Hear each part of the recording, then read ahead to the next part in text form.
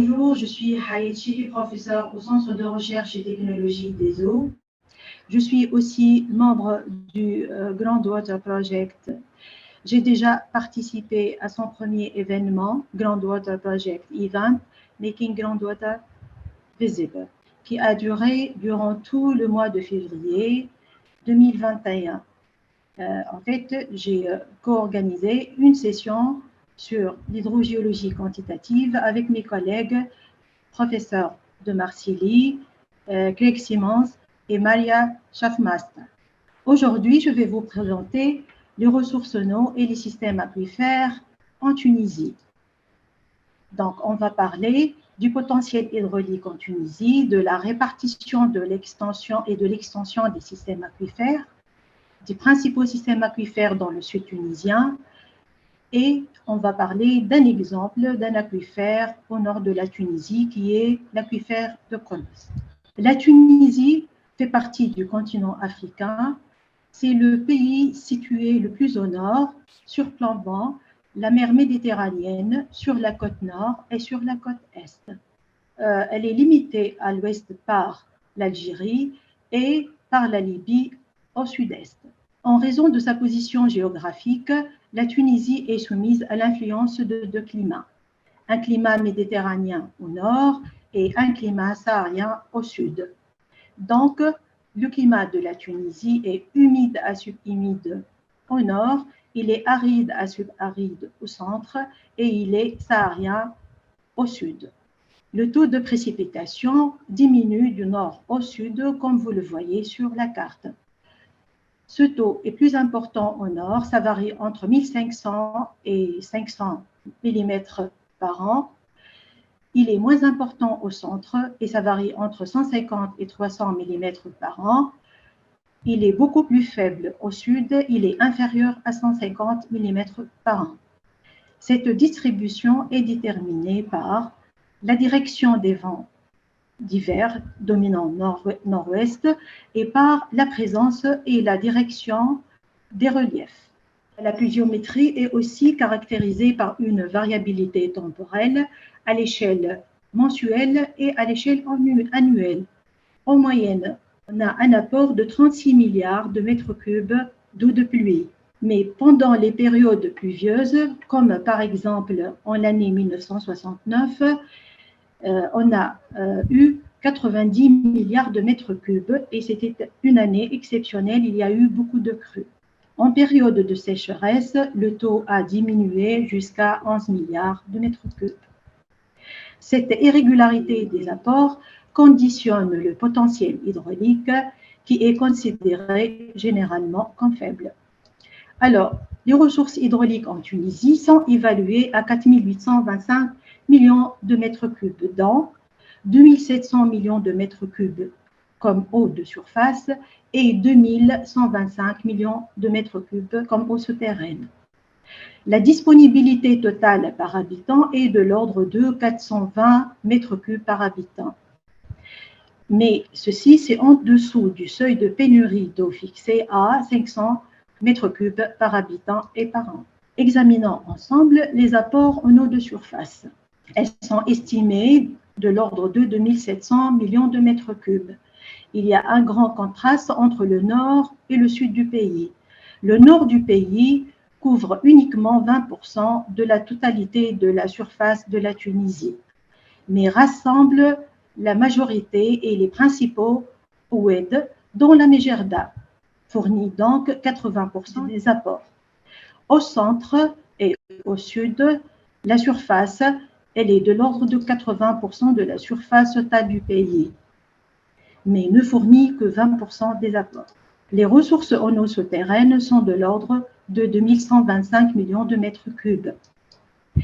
On a aussi une répartition inégale nord-sud, comme on le voit sur la carte de la répartition des aquifères, que ce soit pour les aquifères phréatiques que pour les aquifères profonds. Ces ressources, donc, elles sont associées à des aquifères phréatiques situés à des profondeurs inférieures à 50 mètres. On dénombre de 126 et les ressources, elles sont estimées à 746 millions de mètres cubes par an. Pour les aquifères profonds, c'est-à-dire situés à des profondeurs supérieures à 50 mètres, on dénombre 340 aquifères. Les ressources sont de l'ordre de 1429 millions de mètres cubes. Alors, ces ressources peuvent être renouvelables, faiblement renouvelables ou bien fossiles, comme c'est le cas au sud de la Tunisie. Les ressources renouvelables en eau souterraine, c'est-à-dire celles affectées aux aquifères phréatiques, sont de l'ordre de 55% dans le nord du pays. Alors, le potentiel est de l'ordre de 30% dans le centre et de 15% dans le sud. Les ressources en eau souterraine associées aux aquifères profonds sont disponibles dans le sud avec un potentiel de 58%, dans le centre avec un potentiel de 24% et dans le nord avec un potentiel de 18%. Examinons ensemble maintenant la répartition et l'extension des systèmes aquifères. Alors, je récapitule ce que je viens de dire. Les ressources en eau sont réparties de manière inégale à travers le territoire tunisien. La pluviométrie, elle est plus importante au nord. Les eaux de surface, elles sont aussi abondantes au nord, mais les eaux souterraines, elles sont plus disponibles au sud. Ceci revient à un contraste géographique régional nord-sud. C'est le cas aussi des systèmes aquifères qui sont plus abondants, mais aussi plus étendus vers le sud. Cette répartition est bien expliquée par le contexte géologique. À gauche, on a la carte géologique de la Tunisie avec la zonation structurale qui est beaucoup plus compliquée en allant vers le nord. Devant, on a la coupe géologique du nord vers le sud. Elle montre que la Tunisie possède un relief contrasté entre une Tunisie septentrionale et occidentale montagneuse, une partie centrale plus plane et une partie méridionale désertique. On va voir ça plus en détail. Le nord de la Tunisie regroupe l'Atlas télien qui borde le littoral et l'Atlas saharien. Tout le nord est affecté par une tectonique intensive. On y trouve des anticlinaux et des synclinaux largement accidentés. Alors, l'extension des aquifères est limitée au nord et la capacité de production, elle est la plus faible. Dans la partie centrale du pays, on a une région plane de hautes steppes à l'ouest et de basses steppes dans la partie orientale. Cette région-là, qui est sillonnée par des résidus de montagne, donc elle est moins tectonisée. L'extension des aquifères et la capacité de production sont plus importantes qu'au nord. Au sud de tunisien, on parle de la plateforme saharienne stable.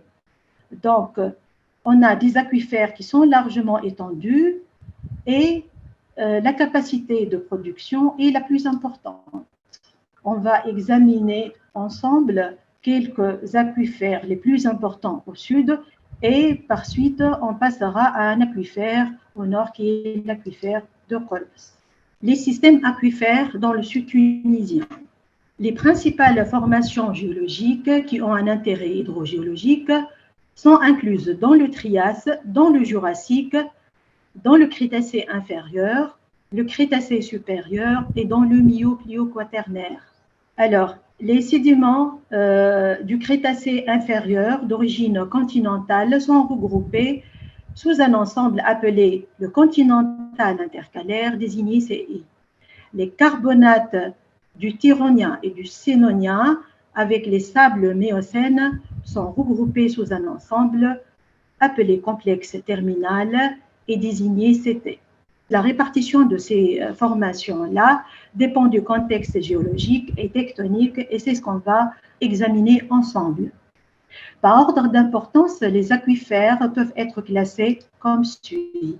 On a le continental intercalaire, le complexe terminal et les aquifères du bassin de la Djeffara.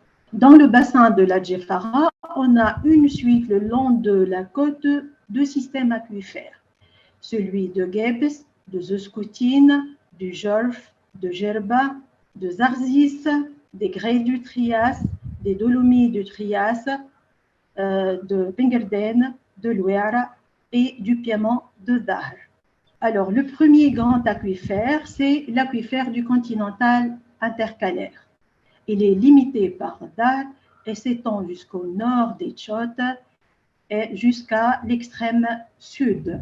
Les épaisseurs varient entre 100 et 300 mètres et les profondeurs sont généralement supérieures à 500 mètres. Par endroits, on trouve des profondeurs de l'ordre de 2000 mètres comme aux alentours des Tchotts. L'aquifère, il est confiné et la recharge vient de l'Atlas saharien en Algérie, mais aussi du Dahar. La qualité de l'eau, elle est variable. On a une salinité qui va de 1,5 à 4 grammes par litre. L'extraction annuelle, 70 millions de mètres cubes. Maintenant, le complexe terminal, c'est un aquifère qui s'étend, lui aussi, entre le Dahar et le nord des Tchotts. La nappe est logée dans les réservoirs carbonatés du Sinonien et du Téronien, mais aussi les réservoirs sableux du Miocène. La profondeur varie entre 300 et 700 mètres et les épaisseurs sont entre 100 et 200 mètres. L'aquifère est généralement confiné. La recharge, elle provient de l'Atlas saharien en Algérie, mais aussi du Dahar. La salinité varie entre 0,7 et 6 grammes par litre et l'extraction annuelle est de l'ordre de 380 millions de mètres cubes.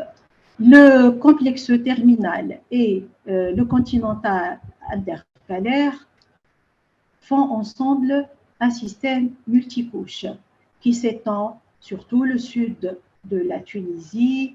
Ils débordent les frontières du pays.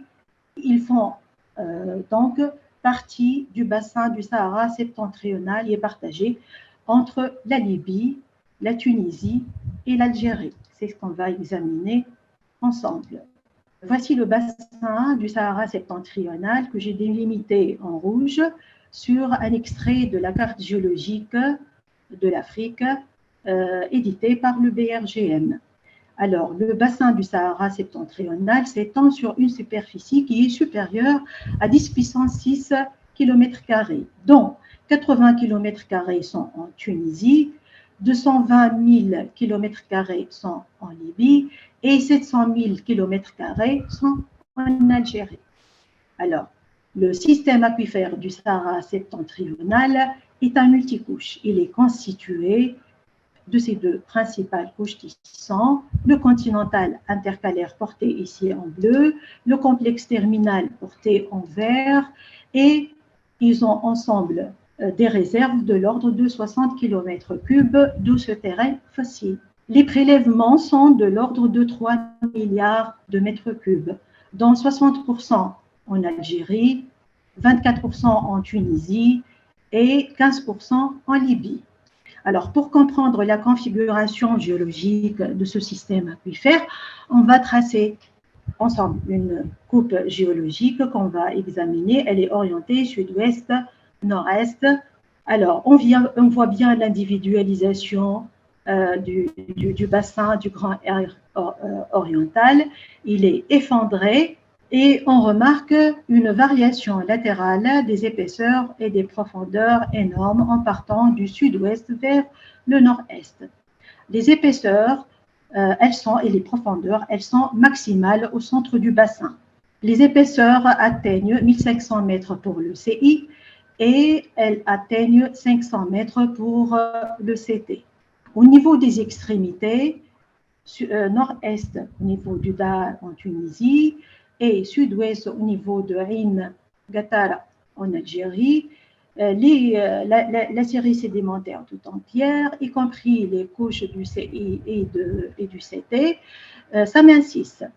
Encore vers le sud-ouest en Algérie, l'ensemble des couches affleurent.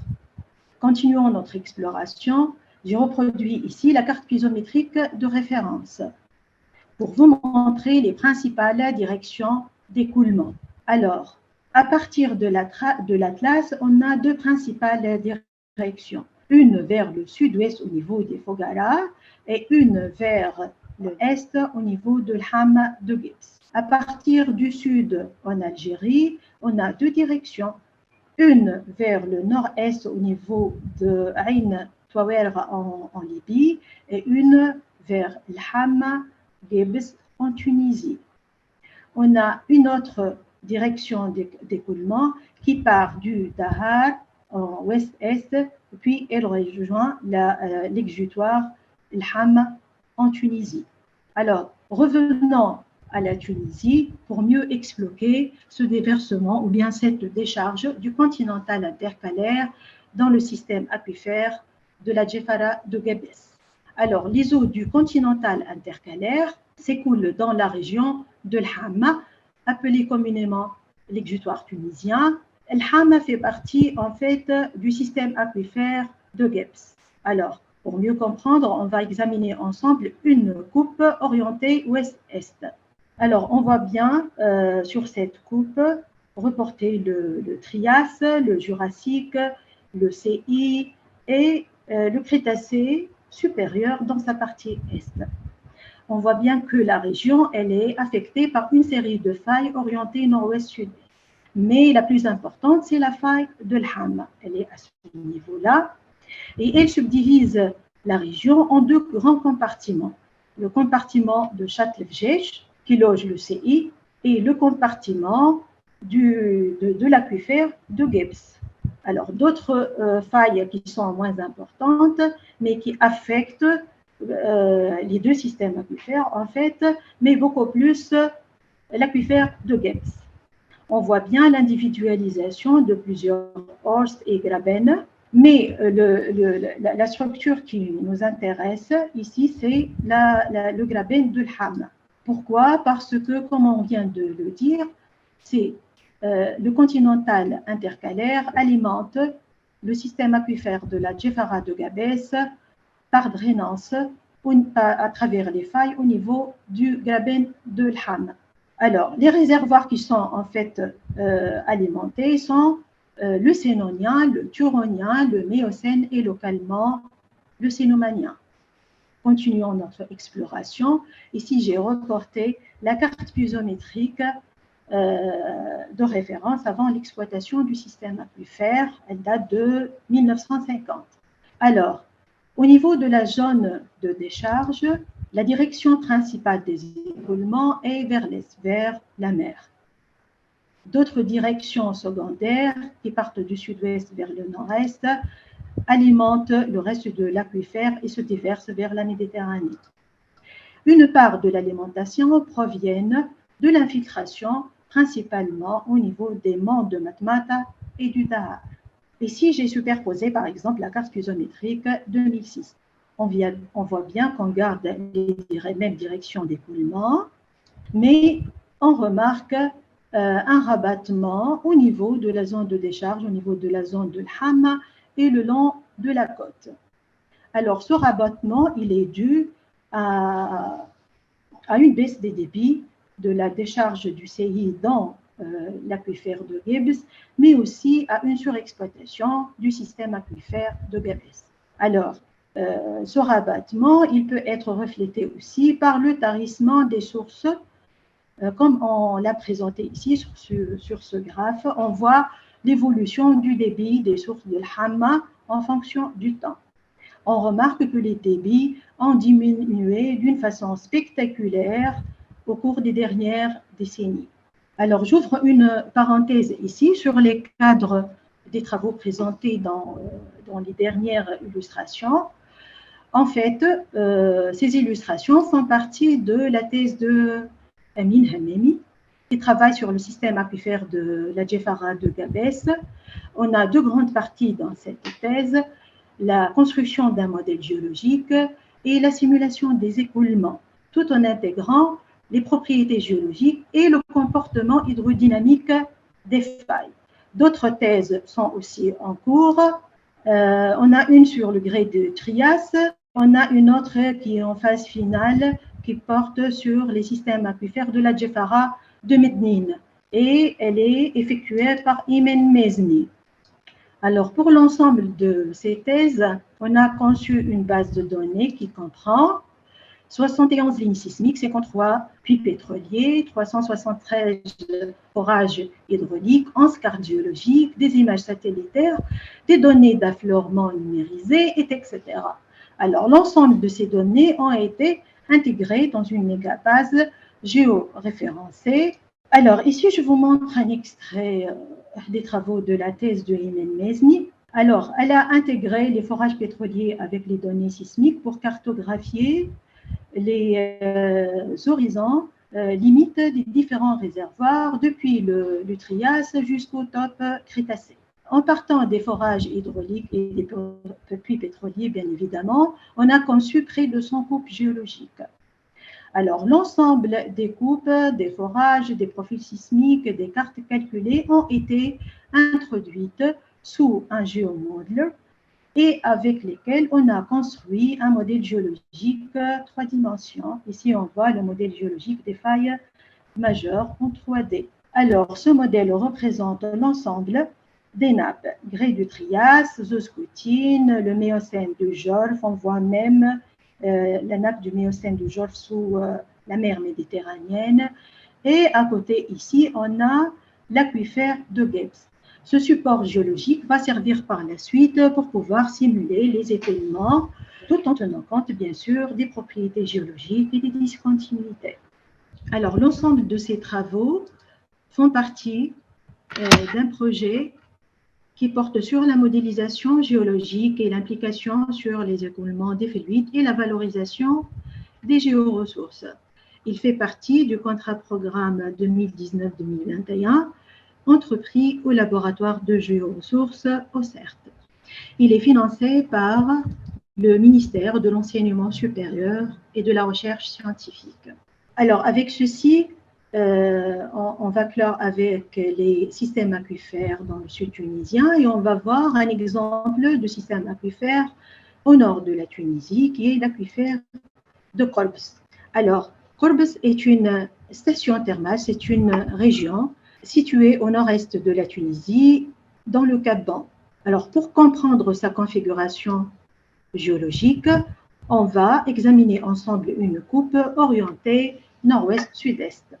Alors, la série lithostratigraphique, elle est constituée par des calcaires éocènes, par des grès oligocènes et par des marnes du Miocène. La configuration géologique est caractérisée par une série de structures plissées orientées nord-est-sud-ouest. Alors, celles qui nous intéressent sont l'anticlinal de Jbel Abdrahmé, le synclinal de Tekilsa et le monoclinal de Jbel Korbes. En fait, c'est un anticlinal qui est représenté par son flanc oriental. Son flanc occidental se trouve effondré sous la mer à travers cette faille orientée nord-sud. Alors, le long de cette côte, qui est sensiblement rectiligne, elle va être jalonnée par un certain nombre de sources chaudes et même froides. Alors, pour mieux expliquer, je porte ici une section simplifiée. Alors, la zone de recharge, elle se trouve au niveau de Jbel Abdrahmé.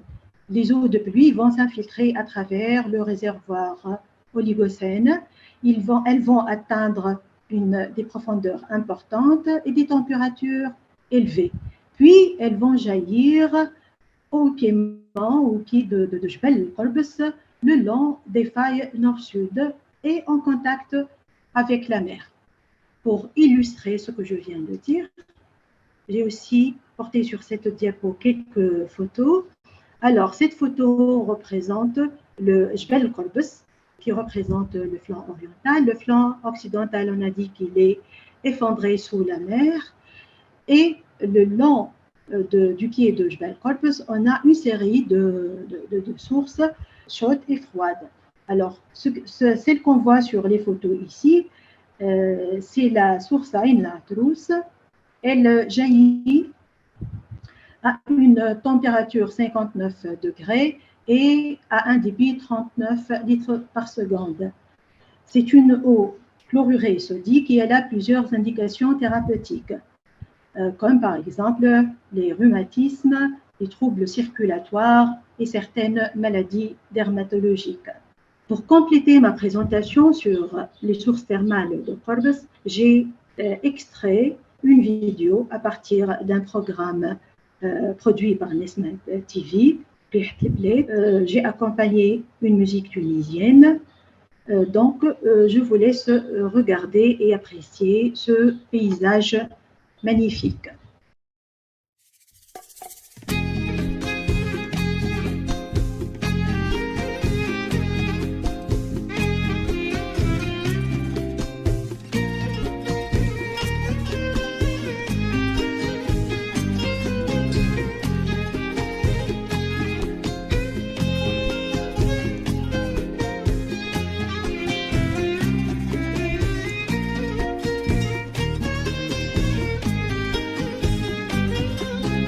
يا للويلك توحشت زينك الشوق فناني والكاس تعبى لو كانت تجيني وتشوفك عيني نحلف بيميني نبني لك قبة ونخبي جروحي ونفرش لك روحي ونسقي بساتينك ودياني محبة ونخبي جروحي ونفرش لك روحي ونسقي بساتينك ودياني محبة ارحم يا سيدي جرحي وتنهيدي الشوق فناني والكاس تعبى يا للويلك توحشت زينك الشوق فناني والكاس تعبى لو كانت تجيني وتشوفك عيني نحلف بيميني نبني لك قبة ونخبي جروحي ونفرش لك روحي ونسقي بساتينك ودياني محبة ونخبي جروحي ونفرش لك روحي ونسقي بساتينك ودياني محبة ارحم يا سيدي جرحي وتنهيدي الشوق فناني والكاس تعبى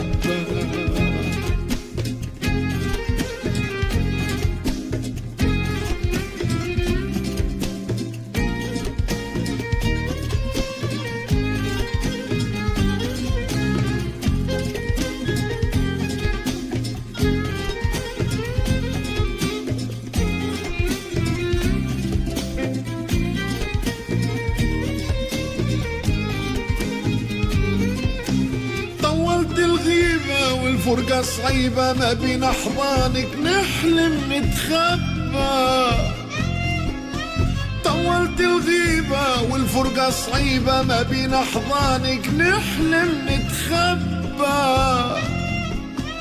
مليت الطيبة وروحك لحبيبة تنعوش لي روحي وننسى الغربة منيت الطيبة وروحك لحبيبة تنعوش لي روحي وننساها الغربة ارحم يا سيدي جرحي وتنهيدي الشوق فناني والكاس تعبى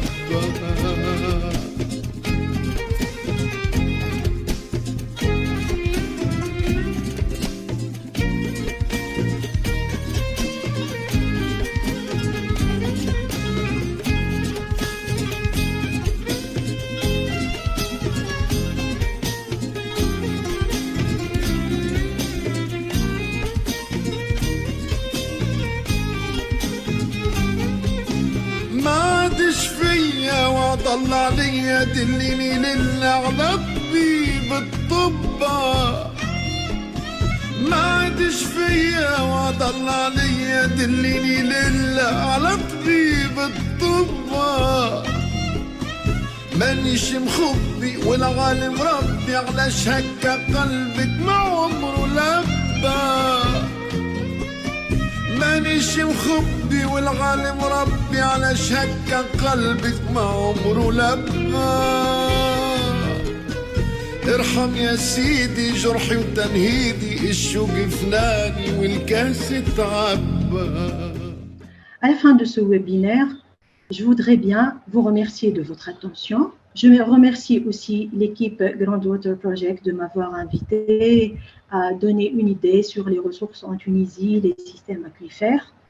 Et je tiens aussi à remercier tous ceux qui ont participé à la réalisation de ce document, qui sont Imen Mezni, Mohamed Emin Hamemi, des ingénieurs qui font leur thèse au CERT, Mohamed Iheb Ben Cheikh Al-Arbi, étudiant à IZCOM, et M. Abdallah Boumamou, professeur à la faculté des sciences du Tunis. Je vous remercie et au revoir à la prochaine fois.